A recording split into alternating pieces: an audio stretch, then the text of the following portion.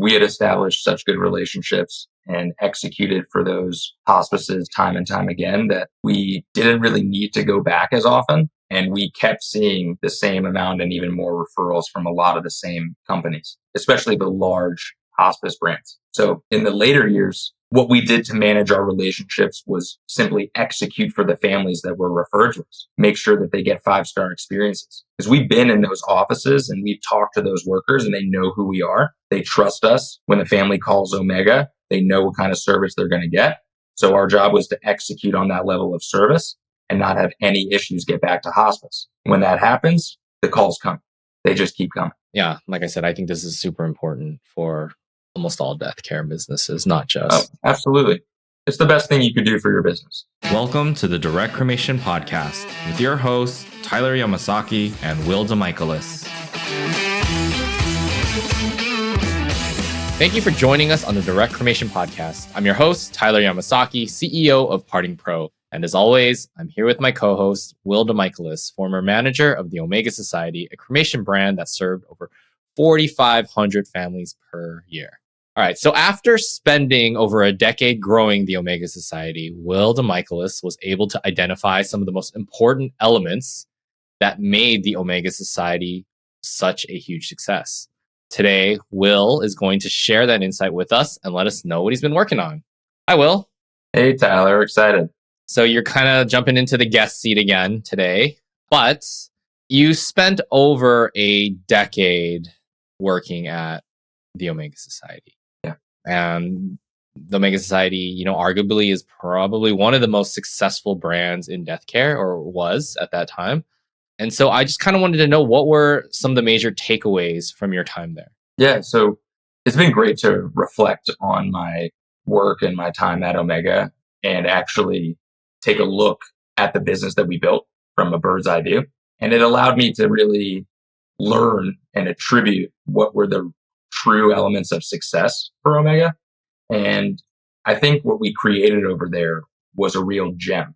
And I don't think I had realized it during my decade of work there, but after the time and upon reflection, I realized what we created was extremely special and very happy with what we've done. And after kind of going to conventions with you, I realized what we have done was special. So that was exciting.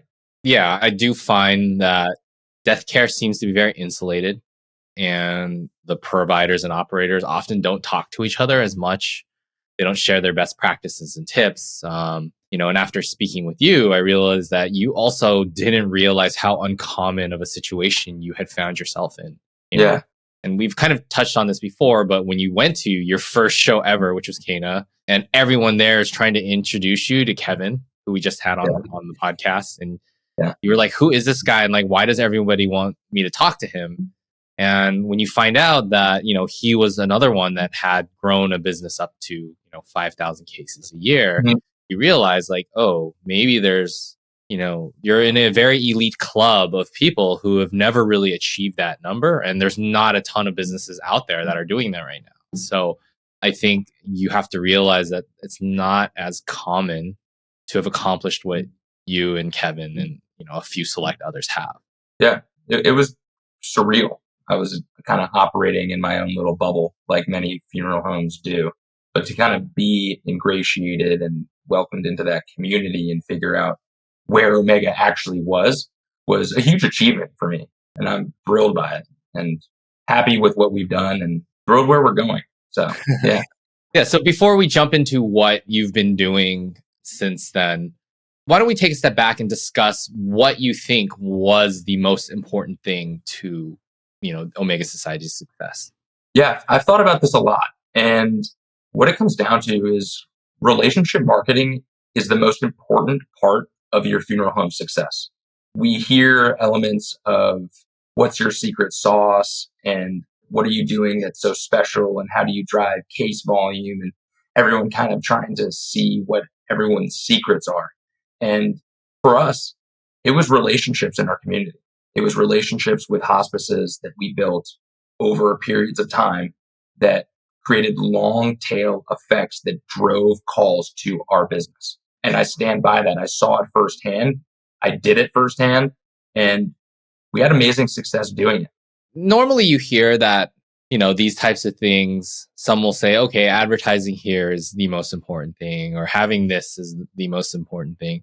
Like, what are you seeing in death care? What did you see in death care in the past decade that you think makes this so important? That's a great question. And I think the best way to do it is kind of contextualize like so much of this podcast and what we've learned over our episodes, talking about how competition in death care is so fierce now. You have SCI and FPG and other private equity money coming into this space because they see the silver tsunami.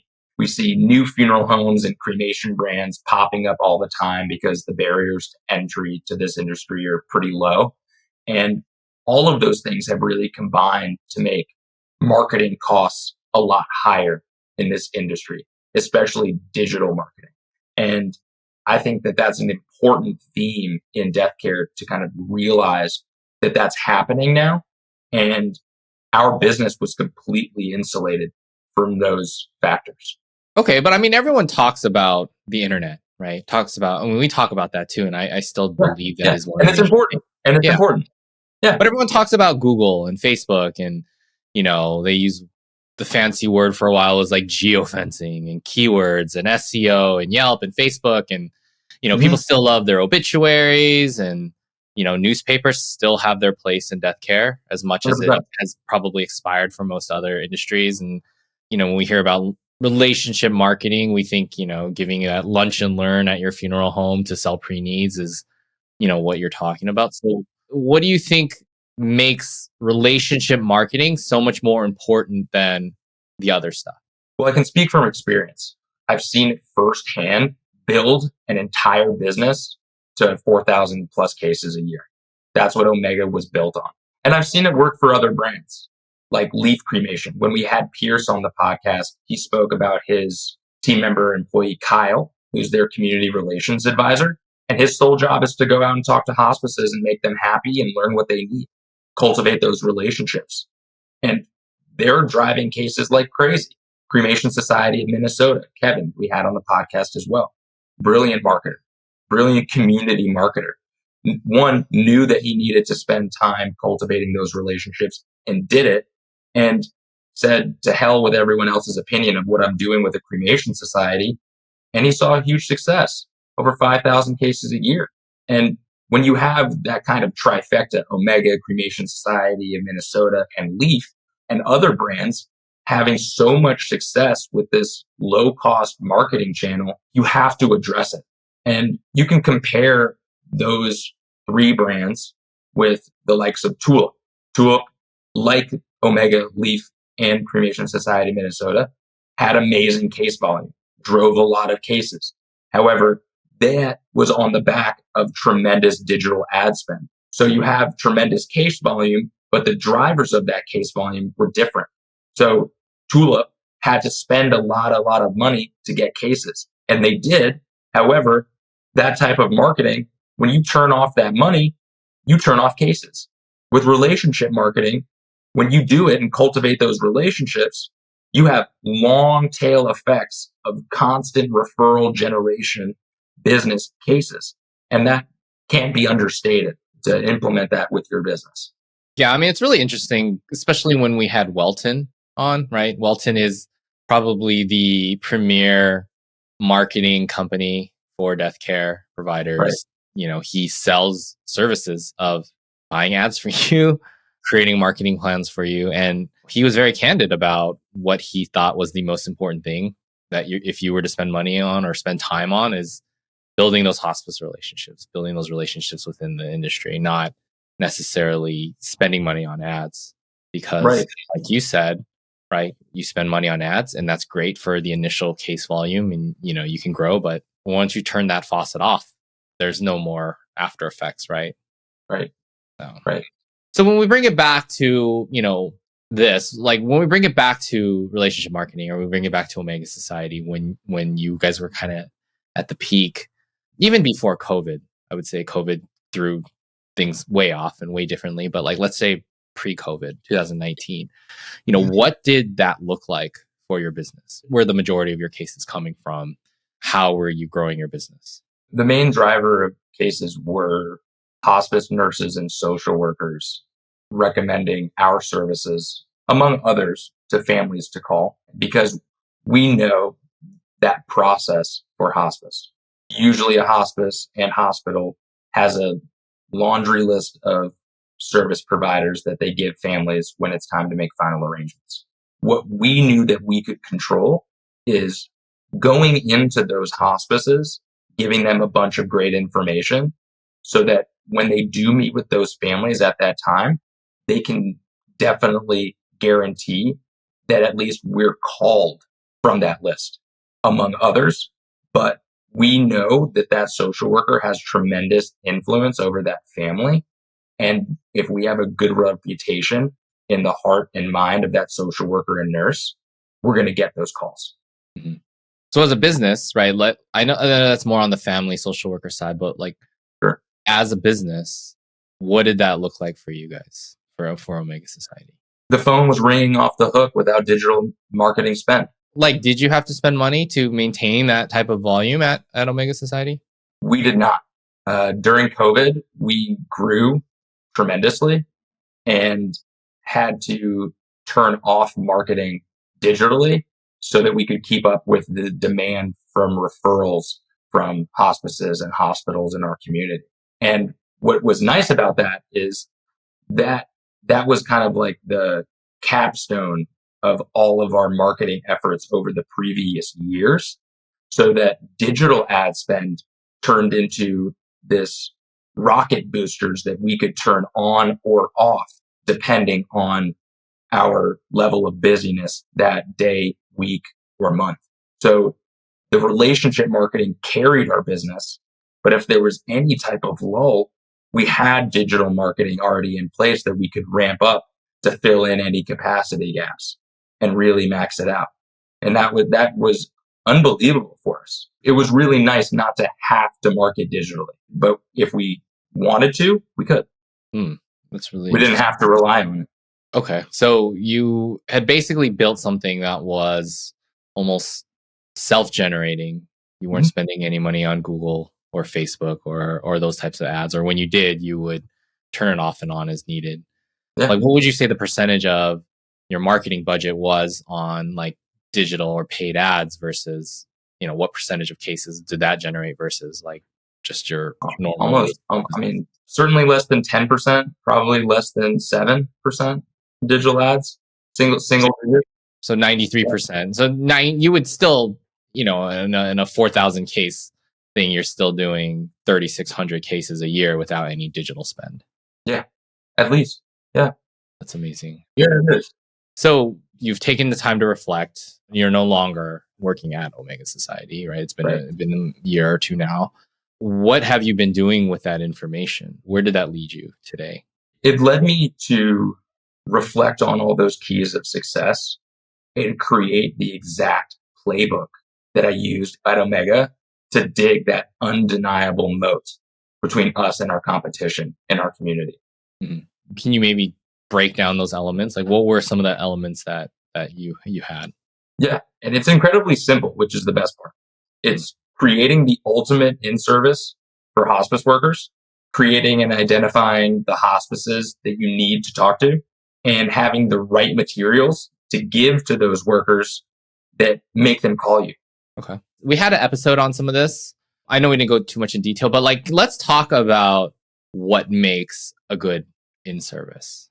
Sure. Like, I'm sure we've all done in-services as operators or as funeral home owners in our community, but what made the Omega Society in-service so much different than the traditional, here's my information packet, here's what we sell, here's what our services are, here's our pricing or whatever.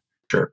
So the idea is to go into those hospices and give them tools, give them education rather than information. Going in with bagels or muffins and your GPL isn't going to cut it.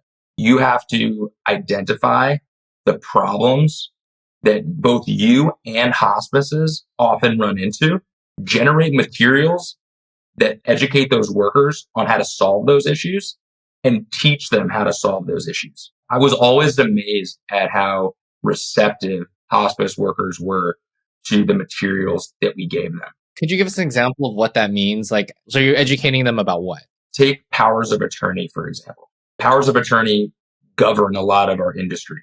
They dictate the right to control disposition. Mm-hmm. However, when someone's alive, language in a power of attorney for that person that's named as the agent of that power of attorney while the person's alive may give them the rights to control all of their medical arrangements, i.e. dictate what happens with them with hospice. However, there's a whole different set of rules when that person passes away. So we would educate hospice workers on what's a valid power of attorney or advanced healthcare directive that's valid for both hospice and the patient and the agent when the person passes away. I can't tell you how many times an agent controls everything with hospice. The hospice says, this power of attorney is valid. Thanks so much. The person dies, and the agent listed on that power of attorney has no right to control cremation or burial. Mm. And that reflects poorly on hospice. It's a knowledge gap that we filled by making those differences more transparent to those workers, as one example. So powers of attorney, educating on the process of cremation, opportunities and options for disposition, what county programs may be available for indigent patients or families, those types of tools so that these hospice workers can expand their toolkit to help families better. That's what we concentrated on for our materials. One would argue that by giving them those tools, that doesn't necessarily mean that they're going to call you. You're right. You're right. However, if you say, this is the difference in a valid and invalid power of attorney, take the opportunity to say, hey, if you have a power of attorney and you're not sure if it's valid for end of life arrangements, email it to me. We would do that all the time to check validity for powers of attorney. And ultimately, we'd get that case because that family established a relationship with us. And we would say to the hospice workers, even if the family doesn't choose us, we want you to be able to do your job better. So make us your go-to resource for all things death care. We'll help you navigate tough situations to make sure you're doing the right thing, give you advice. And if we get the case, great. And if we don't, no problem. We're still your go-to resource. These hospice workers are extremely compassionate and empathetic people who are patient-focused. When you go in there and are patient-focused, that establishes your trust and credibility as a brand. Okay. That makes a lot of sense. Yeah. When you were doing that, who were you talking to? Were you just going around randomly doing in-services? How did you pick that? How did you pick them? Located hospices in certain areas. So I kind of set goals for how many people we wanted to reach, and names that I knew kind of served more families I would concentrate on and sort them geographically within our area and reach out with a cold call. Try to talk to the administrator who is in charge of the interdisciplinary team, which is basically the entire hospice team, nurses, chaplains, social workers, etc. And just tell them, hey, we want to come in and educate your team on some really important topics that we think you can benefit from. Is that something you're interested in? When can we come in?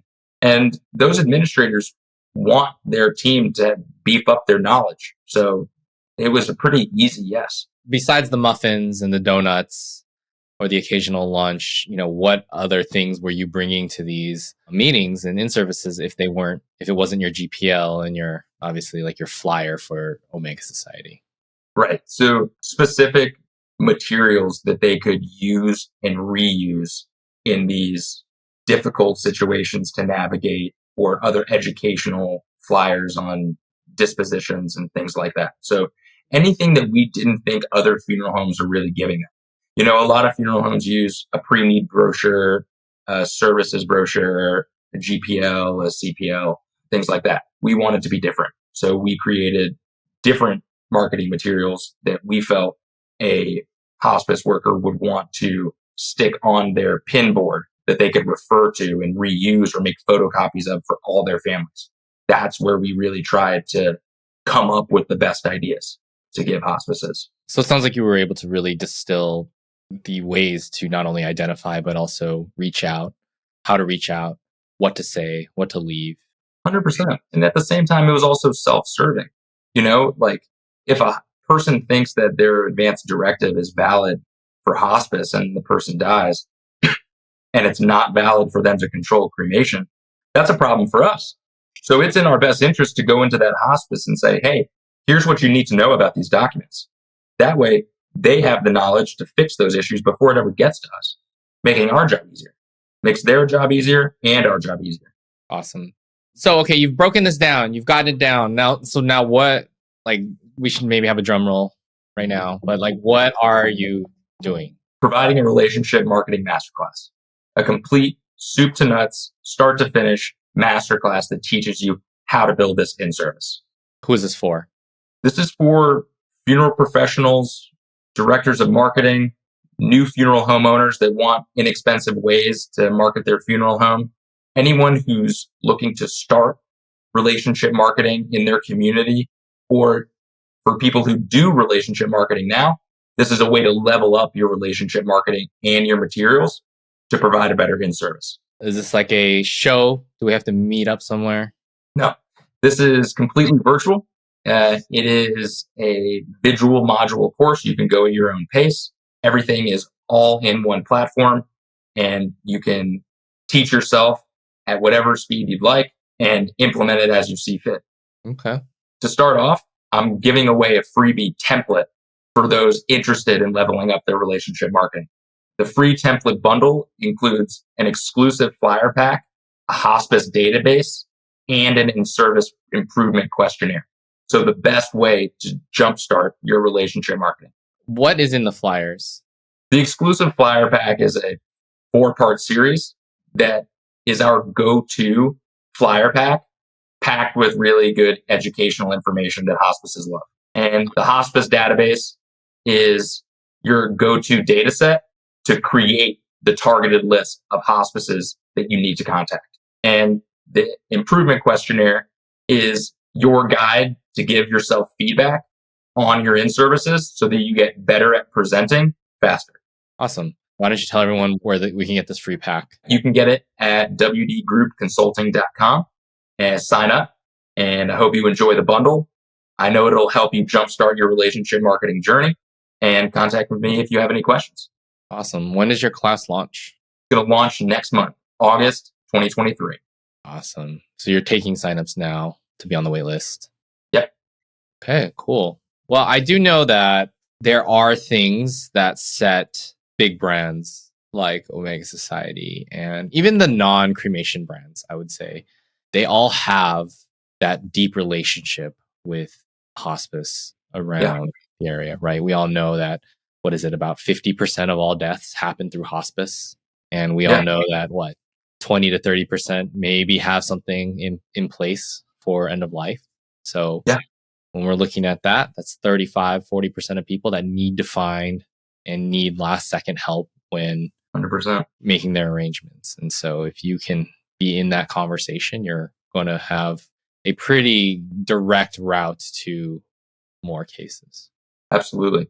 And a system of lead generation that has constant turnover. 90% of hospice patients die within 6 months, 50% die within 3 weeks. These are constant turnover businesses, and you can always be in touch with your potential clients.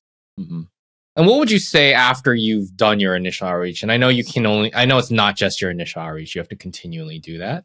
But let's talk about some more metrics. I'm always interested in the metrics behind these things. We know that if you're, let's just say, a direct cremation brand, you're spending 15 to 20% on Google ads to generate a customer, right? So if you're $1,000 total contract per case, you're probably going to be spending $150 to $200 on Google to get a new one, right? And so, if we wanted to get 10 extra cases a month, that's what, $1,500 to $2,000 in Google ads. How much would you say Omega Society had to spend a month in the later years on relationship marketing? Zero, really. We had established such good relationships and executed for those hospices time and time again that we didn't really need to go back as often. And we kept seeing the same amount and even more referrals from a lot of the same companies, especially the large hospice brands. So in the later years, what we did to manage our relationships was simply execute for the families that were referred to us, make sure that they get 5-star experiences. Because we've been in those offices and we've talked to those workers and they know who we are. They trust us. When the family calls Omega, they know what kind of service they're going to get. So our job was to execute on that level of service and not have any issues get back to hospice. When that happens, the calls come. They just keep coming. Okay, cool. Yeah. Very interesting. Yeah, like I said, I think this is super important for almost all death care businesses, not just. Oh, absolutely. It's the best thing you could do for your business. Yeah, for sure. Okay, so cool. So we will leave links at the bottom in the description for the freebies that you're handing out, along with a link to get on the wait list for the course. Perfect. Any final words? I'm excited. I'm thrilled to offer education for people in this industry. I think it's a much needed aspect and gap that I want to fill. And I'm thrilled to work with forward thinking, like-minded funeral professionals to build a community based on successful tactics to grow your business. Yeah. And I think the one thing that we can all, appreciate is that you've actually done this. You've applied it. You're a funeral director and you've really done all of this in real life. It's not theory. You're not theory crafting a course. Like, this is exact playbook of what you've done and what you've accomplished. Right. Yeah. I've seen the results. I've seen how these types of in-service affect hospice workers in real time, watching jaws drop, watching lights turn on in their head, that we've solved really big issues for them that they've had for years. And they finally get clarity on something that they didn't understand. And they thank us for it. And they remember that Omega gave them that information. All right. Well, I'm really excited for you. Thanks. All right. Well, look out for those links in the description. Why don't you give the URL one more time? Sure. WDGroupConsulting.com. WD, Will Michaelis. Yeah, it's WDGroupConsulting.com. All right. Well, thanks a lot, Will. I'm excited for you and congratulations. Thank you. Thank you all for listening for the Direct Cremation podcast. I am Tyler Yamasaki with my co-host, Will Michaelis. Thank you. Thanks, everybody. Thank you so much for listening. If you've enjoyed this episode, please leave us a review on Spotify or Apple Podcasts. If you ever want to know more, please find us at directcremation.com.